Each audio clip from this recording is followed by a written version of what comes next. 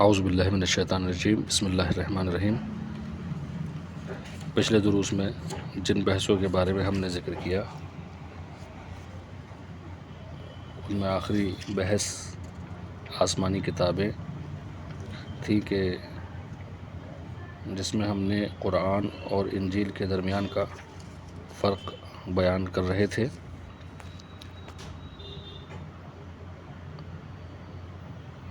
اب جہاں ہم پہنچے ہیں وہ جگہ کتاب میں مسیح اور انجیل ہے۔ اگلا موضوع ہمارا مسیح اور انجیل ہے۔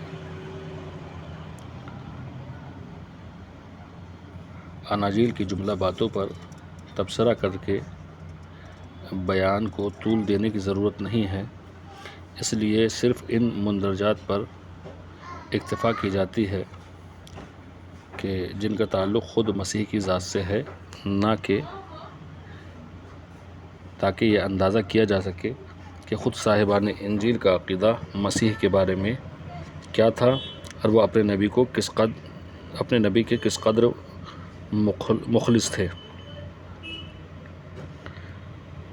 نعوذ باللہ، مسیح کے بارے میں کہا گیا ہے انجیل لوقا میں کہ مسیح شرابی تھا۔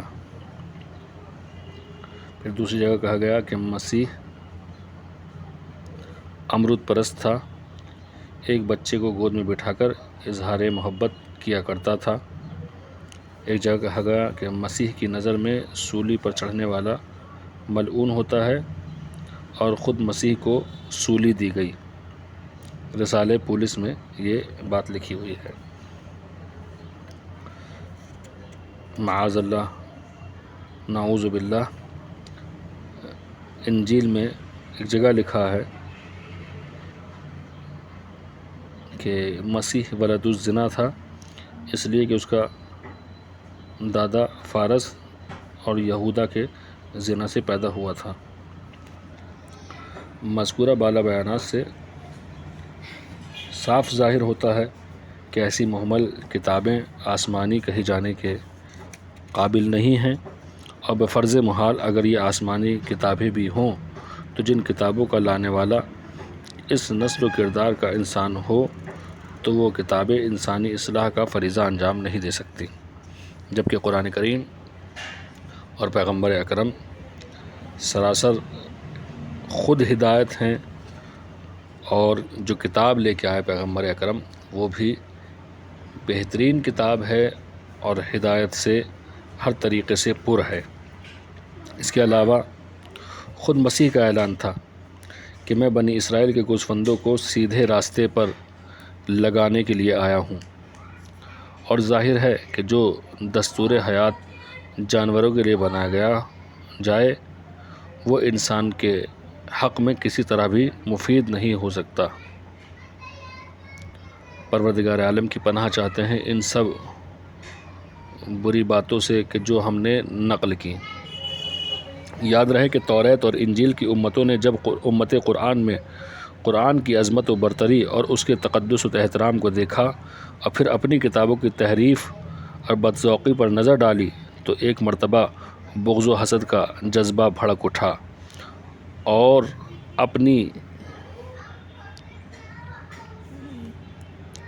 بری سے بری عادتوں سے امت قرآن میں یہ بات مشہور کرنا شروع کر دی کہ قرآن بھی دیگر صحف سماویہ کی طرح رسول کے اصحاب کا جمع کردہ ہے اور اس کے آیات و بیانات کا بھی کوئی اعتبار نہیں ہے۔ اس کی ترتیب و تدوین بھی غیر معصوم ہاتھوں نے مداخلت کی ہے۔ یہ بات اس طرح مشہور کی گئی کہ تحریف قرآن کا عقیدہ کسی نہ کسی مفہوم میں مسلمات میں شامل ہو گیا، اور آج تک مسلمانوں کے مختلف گروہ اس تحریف کے ثابت کر دینے ہی کو اپنی علمی اور مذہبی سرمایہ افتخار سمجھتے ہیں۔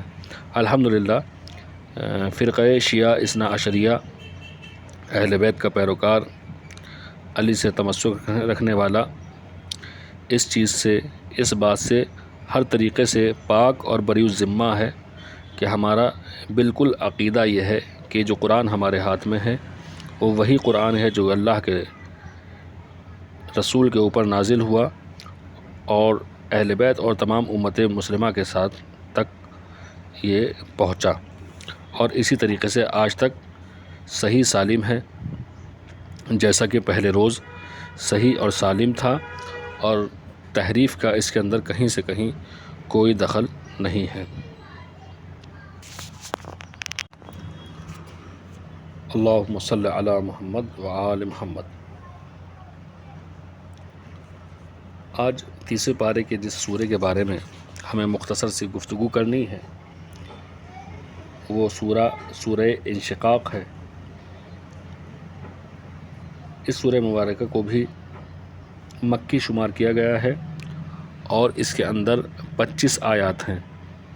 اس صورت میں بھی قیامت کی منظر کشی اور دونوں گروہوں کی صورتحال کا تذکرہ کیا گیا ہے، اور اس طرح سے بیان ہوا ہے کہ جب آسمان حکم پروردگار کی تعمیل میں شق ہو جائے گا، زمین برابر کر کے پھیلا دی جائے گی اور اپنے خزانے نکال کر پھینک دے گی، اور یہ سب پر حق ہونے والا ہے۔ یہ انسان در حقیقت اپنے پروردگار کی طرف رواں دواں ہیں اور ایک دن اس سے ملاقات کرنے والا ہے۔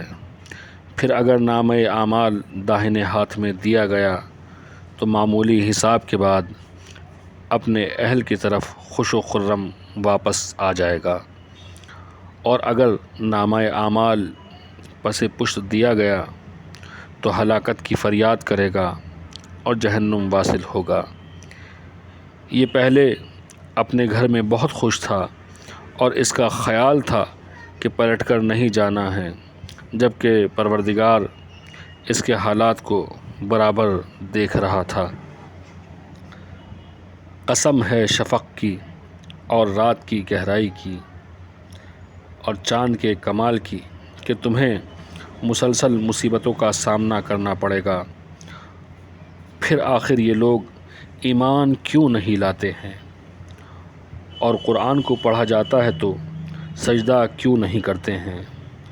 یہ بات یہ ہے کہ کفار تکذیب کرنے والے ہیں اور اللہ ان کے راز دل سے خوب واقف ہے۔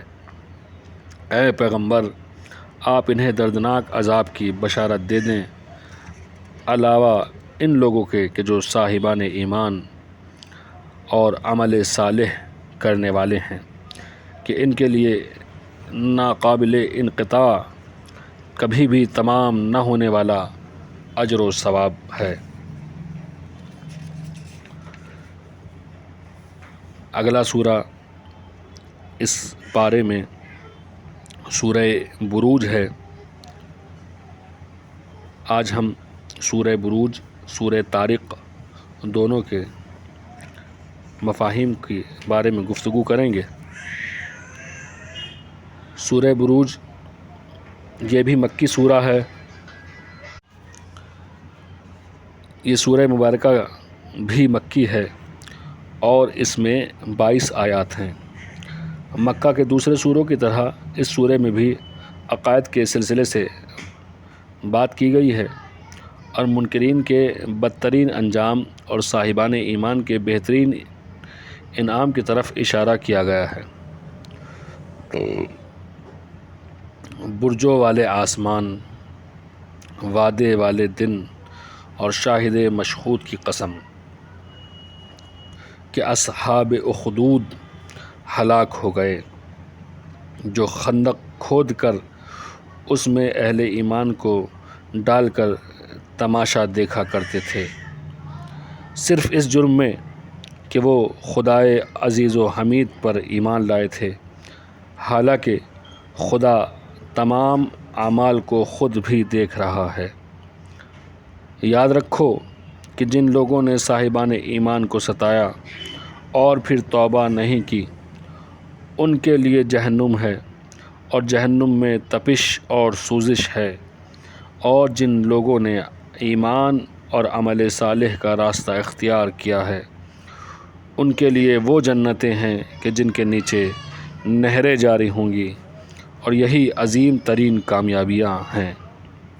یاد رکھو اللہ کا انتقام بہت سخت ہے، وہی ایجاد کرنے والا اور دوبارہ لانے والا ہے، اور وہی غفور و ودود بھی ہے۔ وہ بزرگ ترین عرش کا مالک ہے اور اپنے ارادے کی بہرحال تکمیل کرنے والا ہے۔ کیا تمہارے پاس فرعون اور سمود کے لشکروں کی خبر نہیں آئی ہے؟ مصیبت یہ ہے کہ کفار ہمیشہ تکذیب ہی کرتے ہیں، اگرچہ پروردگار انہیں گھیرے میں لیے ہوئے ہے اور یہ بچ بھی نہیں سکتے۔ در حقیقت یہ قرآن ہے کہ جو لوح محفوظ میں رکھ دیا گیا ہے۔ اگلا سورہ سورہ طارق والسماء والطارق وما، یہ سورہ بھی مکی سورہ ہے، اس میں 17 آیات ہیں۔ سورہ بروج میں برجوں والے آسمان کی قسم کھائی گئی تھی، اور یہاں آسمان کے ساتھ ایک مخصوص ستارے کی قسم کھائی گئی ہے، اور اعلان ہوا ہے کہ ہر نفس کے لیے ایک نگراں معین ہے، لہٰذا انسان کو اس بات پر نظر رکھنی چاہیے کہ وہ کس چیز سے پیدا ہوا ہے، اور اسے ایک اچھلتے ہوئے پانی سے خلق کیا گیا ہے جو پشت اور سینے کے درمیان سے نکلتا ہے، اور پیدا کرنے والا اسے پلٹانے پر بھی قادر ہے۔ جس دن تمام راز کھل جائیں گے، پھر کوئی ناصر اور مددگار نہ ہوگا۔ آگے اس سورے میں پروردگار عالم ارشاد فرماتا ہے، چکر لگانے والے آسمان اور شگافتہ ہونے والی زمین کی قسم کہ یہ ایک قول فیصل ہے، کوئی مذاق نہیں ہے۔ یہ لوگ مکر کر رہے ہیں اور ہم بھی مصروف تدبیر ہیں، اور عنقریب کفار کو معلوم ہو جائے گا کہ انجام کیا ہوتا ہے، بس انہیں تھوڑی دیر اسی حال میں مہلت دی جائے گی۔ بارگاہ رب العزت میں دست بدعا ہوں کہ پروردگارا ہمیں ان گناہ گاروں کے اعمال سے بچا اور توفیق دے کہ ہم بھی جنت کے خریداروں میں سے ہو سکیں۔ میرے معبود، ہمارے گناہ کبیرہ و صغیرہ کو معاف فرما، مشکلات کو آسان فرما، پریشانیوں کو دور فرما، امام زمانہ کے ظہور میں تعجیل فرما، ہم ان کے اعوان و انصار میں شامل فرما۔